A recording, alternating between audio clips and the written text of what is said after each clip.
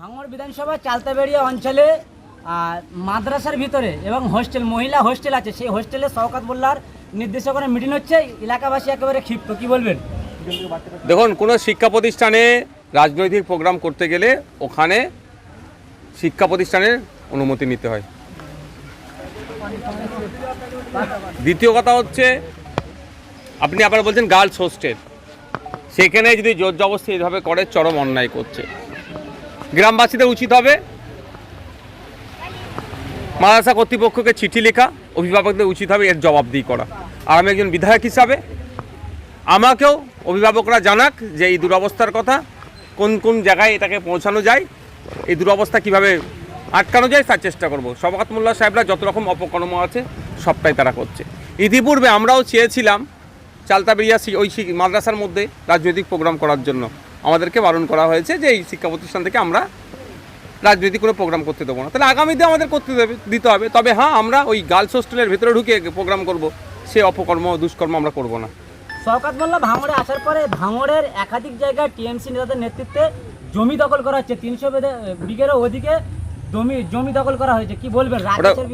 ওটা ভাঙড় বিধানসভার অন্তর্গত নয়, ওটা ক্যানিং পূর্ব বিধানসভার অন্তর্গত। এটা শওকত মোল্লা সাহেব জোর গলায় বলুক যে কৃষকদের 1 ছটাক জমি আমি বিহাত হতে দেবো না, তাহলেই বুঝতে পারবো শওকত মোল্লা সত্যিকারের মানুষের জন্য কাজ করে না তোলাবাজ কিছু তার জন্য কাজ করে।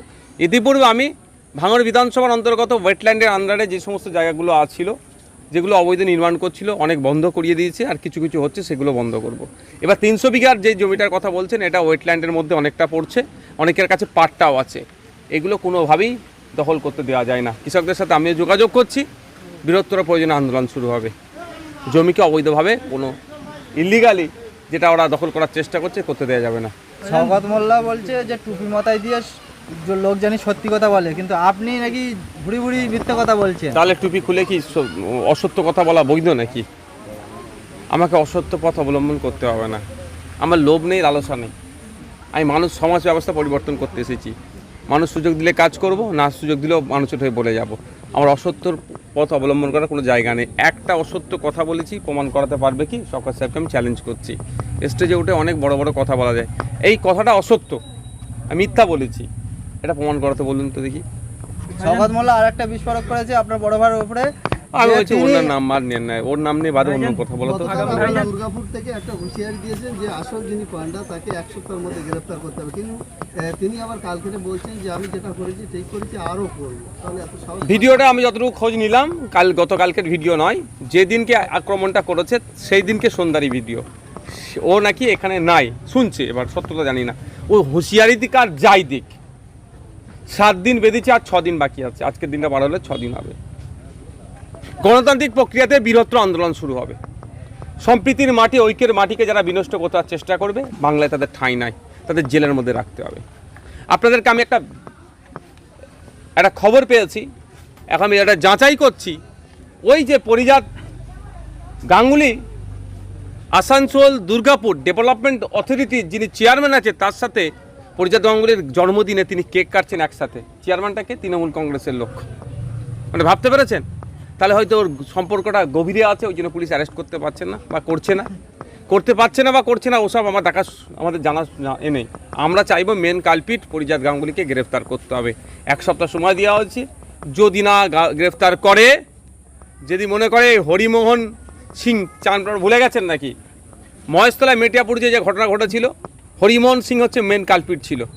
তা একটা সাম্প্রদায়িক দাঙ্গার মতো পরিস্থিতি হয়ে গিয়েছিল, কিন্তু এখনও পর্যন্ত খবর নিয়েছি হরিমোহন সিংকে গ্রেফতার করেনি।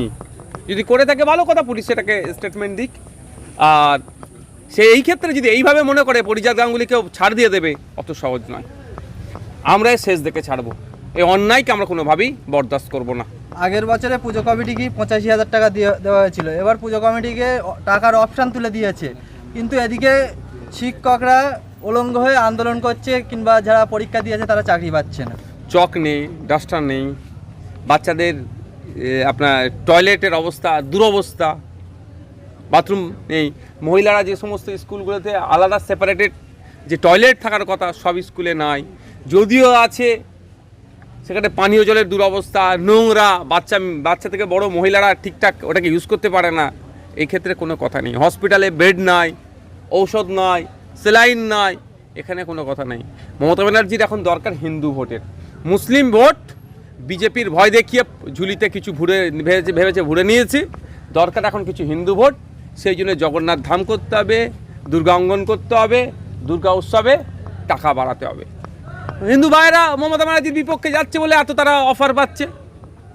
মুসলমানরা মমতা ব্যানার্জির বিজেপির ভয় দেখে কলে ব্যাগা ভরে নিয়েছে। ওই জন্য ইমাম ভাতা 2012 সালেও ছিল 2500, আর 2025 সালে ওটা মাত্র 500 টাকা বেড়ে হয়েছে 3000।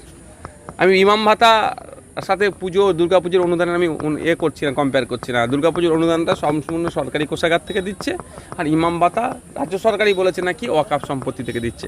কিন্তু আমি ওটা বলছি না, আমি যে বাড়ার কথাটা বলছি, যে আপনার তখনই আপনার গ্রহণযোগ্যতা হবে, তখনই আপনাকে সম্মান দেবে যখন আপনি আপনার ভ্যালুটা শাসককে বুঝাতে পারবেন যে আমার মূল্যবান ভোটটা তোমার পক্ষে যাবে না যদি আমার এই না করো। সেই হিন্দু ভাইরা বুঝাতে পেরেছে যে তোমাকে আমি আর ভোট দেবো না।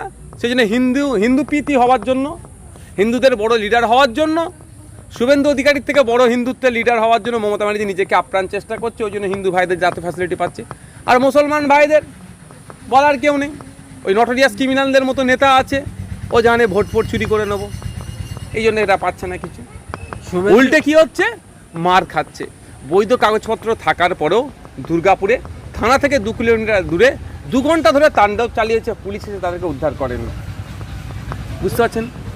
গতকালকে চুচুড়াতে হয়েছে বিদ্যাসাগর ক্লাবের নাম, যদিও বিদ্যাসাগর ক্লাবের কর্তৃপক্ষরা অস্বীকার করেছে। আমার বিশ্বাস এটাই যে বিদ্যাসাগরের নাম নিয়ে কেউ নামে যে ক্লাব আছে সেই ক্লাবে অন্যায় কোনোদিন করতে পারবে না।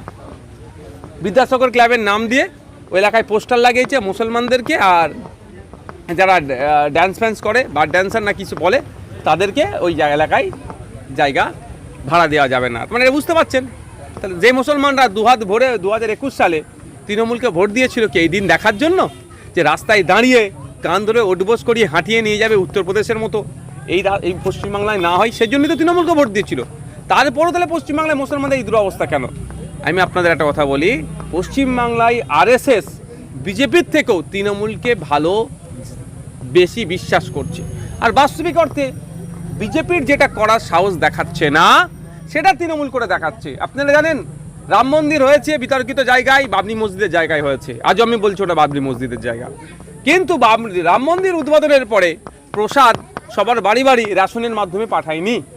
কিন্তু মমতা ব্যানার্জি জগন্নাথ ধাম বা জগন্নাথ মন্দির উদ্বোধন করে প্রসাদ কিন্তু সকলের বাড়ি বাড়ি পৌঁছানোর সাহসটা দেখিয়ে দিল।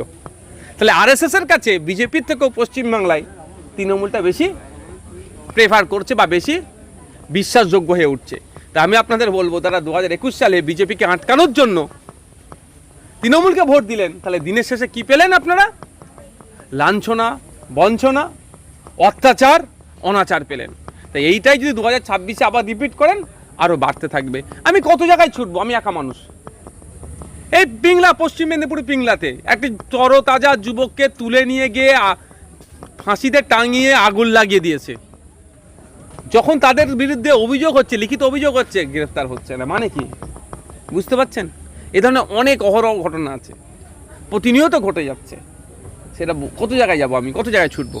আপনারা যারা মিডিয়ার মাধ্যমে যারা শুনছেন, 2021 সালে হয়তো দেখতে গেলে দেখা যাবে ওই যারা দুর্গাপুরে যারা গরুর নিয়ে যাচ্ছিল, একজন দুটো বলদ কিনেছিল কি করবে, চাষ করবে বলে।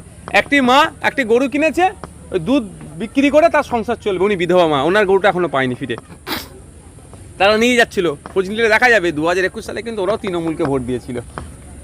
তাহলে ভোট দেওয়ার প্রতি উত্তরটা কি পাচ্ছে? শাসক দলে আছে, যদি বিরোধী দলে থাকতো একটা বলার জায়গা থাকতো। শাসক দলে থাকার পরে এই অত্যাচার হচ্ছে, এটা মানুষকে বুঝতে হবে। আপনারা আটকাচ্ছেন বিজেপিকে। আমি আপনাদের বলবো, বিজেপি তৃণমূলটা বড় কথা নাই, এই অন্যায়টাকে বন্ধ করতে হবে। এই অন্যায়টাকে বন্ধ তখনই করতে পারবেন যখন জনগণের সরকার তৈরি করতে পারবেন। তাহলে বিজেপিকে আটকাবেন, অন্যায় তো বেড়ে যাচ্ছে, অন্যায়টা কীভাবে আটকাবেন? জনগণের সরকার তৈরি করুন, জনগণ সঠিক লোককে ভোট দিন। শুভেন্দু যেখানে যায় সেখানে গিয়ে জয় শ্রীরাম আমি হিন্দুর বাচ্চা বলে স্লোগান দেয়, কিন্তু ওনার বিরুদ্ধে কেউ স্লোগান দিলে উনি গাড়িতে মারতে যায়। এই বিষয়ে কোনো রাজ্য সরকারের কোনো ভূমিকা নেই। আমি বলছি উনি যেভাবে গাড়ি থেকে নেমে এসে ওই ব্যক্তিটির কাছে তেড়ে গেল, কেন ওর বাড়িতে মন্ত্রী হাজির হয়ে গেল, বিধায়ক অনেকজন থেকে হাজির হয়ে গেল, কই একজনও তো শুভেন্দু বাবুর বিরুদ্ধে অভিযোগ দায়ের করেছে? এটা বুঝতে হবে। এটা বাইনারি পলিটিক্স তৈরি হচ্ছে, হিন্দু মুসলমানের পলিটিক্স তৈরি করতে চাইছে 2026কে সামনে রেখে। এই বিজেপি এসে যাবে, তোদেরকে মারধর করবে, তোরা ভোট আমাকে দে। আবার বিজেপি যারা হিন্দুত্বতে মানে এক্সট্রিম হিন্দুত্বতে যারা বিশ্বাস করে তাদেরকে বোঝাতে চাইছে যে এই দেখো আমি তোমাদের নেতা, আমি তোমাদের নেতা, আমি তোমাদের নেতা। তাহলে তো ভোটটা একটা অংশ তৃণমূলে থাকবে, একটা অংশ বিজেপিতে থাকবে। আর দুটো কি কন্ট্রোল করছে? আরএসএস। তাহলে আরএসএস এর কাছে 100% ভোটটা রাখার চেষ্টা করছে। এটা বুঝতে হবে আমাদেরকে। এটা নিয়ে আমাদের হইয়ে করার কোনো দরকার নেই। আর জয় বাংলার স্লোগানটা আমাদের বাংলার কোনো স্লোগান নয়, এটা মাথায় রাখবেন। অনেকে বলতে পারবে জয় বাংলা বলেছে বলে এটা বাংলাদেশ থেকে ধার করা স্লোগান, তো এটা আমাদের বাংলার স্লোগান নয়।